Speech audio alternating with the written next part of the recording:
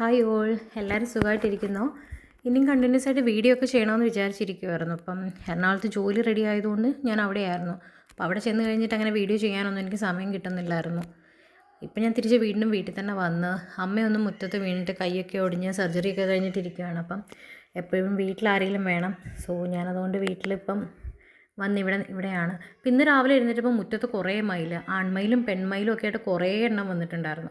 അപ്പം ഞാനത് നിങ്ങളെ ഇവിടെ കാണിച്ചു തരാം. എല്ലാവർക്കും അങ്ങനെ വീട്ടിൽ കാണാൻ പറ്റുന്ന ആളല്ലല്ലോ മയിൽ. അപ്പം ഞാനത് നിങ്ങളെ ഇവിടെ കാണിക്കാം. ഈ തേനും നമുക്ക് വീട്ടിൽ നിന്ന് തന്നെ കിട്ടിയതാണ്. ബാക്കിലൊരു കോഴിക്കോടുണ്ട്. അപ്പോൾ അതങ്ങനെ അതിൽ കോഴിയൊന്നുമില്ല, വെറുതെ കിടക്കുമായിരുന്നു. അപ്പോൾ ഇന്നലെ അത് ക്ലീൻ ചെയ്യാൻ ചെന്നപ്പോഴാണ് ഈ തേൻ അവിടെ ഇരിക്കുന്നത് കണ്ടത്. അപ്പോൾ അതും നമ്മളെടുത്തു. അതും നല്ല തേനാണല്ലോ, അതുകൊണ്ട് നമ്മളത് എടുത്ത് സ്റ്റോർ ചെയ്ത് വെച്ചിട്ടുണ്ട്.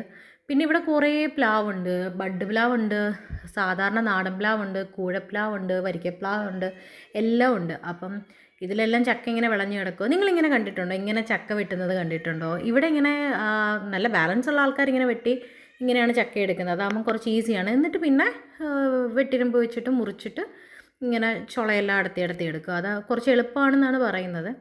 അപ്പോൾ നമ്മളിത് വറക്കാൻ വേണ്ടിയിട്ട് എടുത്താണ്. ഇതിൻ്റെ ചുളയ്ക്ക് കുറച്ച് കട്ടിയുള്ളതാണ്. ഇത് ഒരു ബഡ് പ്ലാവേലെ കുറച്ച് വർഷം, ഒരു 4-5 വർഷമായിട്ട് അതേ കായുണ്ട്, ചക്കയുണ്ട്.